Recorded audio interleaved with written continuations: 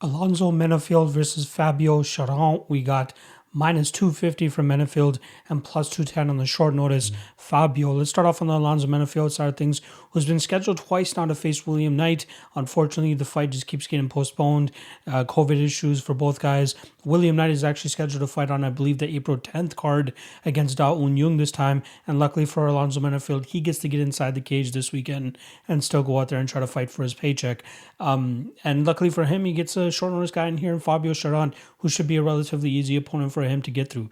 It kind of reminds me of the whole Harry Hunsucker and Tai Tuivasa situation last time around. However, I won't demean my guy Fabio Cherant by saying that he is the level of Harry Hunsucker. He's definitely live, right? The kid's 26 years old. He's 7-1. He was on the Contender Series, which was his only loss. Going into that Contender Series fight, he was a plus 275 underdog to Alexa Kimura, who ended up knocking him out via flying knee and then getting his name signed on the dotted line and then eventually making his debut in the UFC. Whereas Cherant on the other side, went back and won 3 fights, including most recently in February, where he was able to secure the light heavyweight title for LFA by beating Myron Dennis over a 5-round decision victory. You guys will remember Myron Dennis from the Ultimate Fighter seasons, where he came up short over there as well, but mainly a kickboxer who's really made his name on the LFA scene at this point in time. I think he's headlined a bunch of shows at this point for LFA, and he just keeps coming up short whenever he's getting into these spots where he's fighting guys like Fabio, and if he had won that fight, he's probably the one getting this short notice call here against Alonzo Menifield. Luckily for Fabio, it's himself. And if we want to go back and watch that fight against Myron, you see a pretty cautious approach from Fabio. Mixes in a couple of takedowns. He's a solid southpaw striker, but he seems a little bit low output, and he doesn't mind his opponent kind of just dictating the pace. And more often than not, you'll see Fabio the one on his back foot. But he can definitely crack. He has some power in his shots. He busted the nose of Myron Dennis within the first 2 rounds of that fight, and you saw it leaking for the majority of it. And, that just goes to show the guy has some power in his hands. Even if his fight against Eric Murray Jr., who, which was the first fight after his Contender Series fight, rocks the guy pretty much immediately and then locks up a beautiful Darce choke and gets the finish. Now, he trains out of Massachusetts. I believe he works a little bit with Joe Lozon and another gym out there, but he does have mainly a striking game. The guy goes out there and tries to hit his opponents, try to knock them out, and really try to get his game going, especially, like I said, he's a very good southpaw as well. He's 6'1" with a 76-inch reach. I think that's going to be, I think that actually might be a little bit off now that I'm thinking about it, because the guy is coming in on short notice here. And I do want to confirm that number before I actually continue talking out of my ass here. I don't think I actually updated that on my 6'1", 76-inch reach according to Tapology here. But so he's going to have a height inch reach advantage on Alonzo, and then they'll have the same reach here.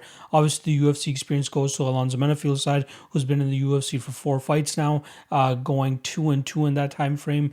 But I think that this is an opponent that falls in between the Vinicius Moreira, the Paul Craigs, and then the Devin Clarkson, the Oven St. Preux. This should be, an easy fight for Menifield to go out there and just get a quick knockout, right? Cherant has shown durability issues. Obviously, he's only been finished once by Alexa Kimura, but he's definitely been hit, and he doesn't seem to really, react well to it. Again, it's easy to kind of just get him on his back foot, so I'd kind of be surprised if Alonzo Menifield was the one on his back foot in this fight. I think he'll be the one kind of pushing the pressure and really chasing that knockout. And not to mention that fight he had against UG. That was the second last fight. This is Fabio I'm talking about. It looked like he was starting to slow down in that second round, which is kind of weird considering that he just went 5 rounds with Myron Dennis. I'm not sure what the circumstances were around that fight he had in CES against UG, but U was having success, pushing him up against the cage early, landing some good shots from there. But then it seemed like U even started to gas, and that's where Fabio was really starting to take over and start to get his own damage off. I wonder what kind of shape he is coming in on short notice here. Did he really expect to get signed, this quickly after winning the LFA title? I'm sure his manager or like whoever is working with him must be telling him, just stay ready at all times. This is the COVID era. You never know if you're going to get the call. So who knows how ready he's actually been staying. with that said, I think that Alonzo Menifield, we're going to see a classic fight from him. I think we see him go out there, land a big knockout here.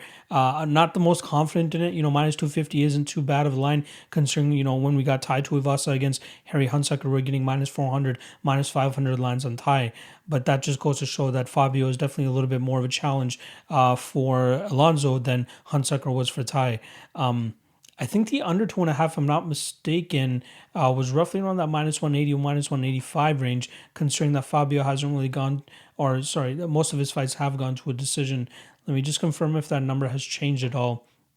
So the fight doesn't go to decision, is minus 215. I think that's not too bad of a spot. However, I do think that Menifield is quite durable himself. So this is definitely a tougher fight to call. I'll take Alonzo. I think he's going to go out there and get the knockout here, but I'm not the most ultra confident in it. Like, it's not a lock of the night play type of lean for me here. I do like Menifield. Think he gets the knockout. He's a much cleaner, crisper striker. I think he has way more power here, and then given his strength advantages as well, if he wants to tie him up and push him up against the cage, I think he could have success there. But I think that we'll see Fabio give up that front foot right off the bat, and that's where Menifield will really get his game going, and we'll see him probably put together, I'm going to say, a first or second round knockout, but I'd be surprised if this fight even reaches the third round. So I'll go Menifield, first round KO.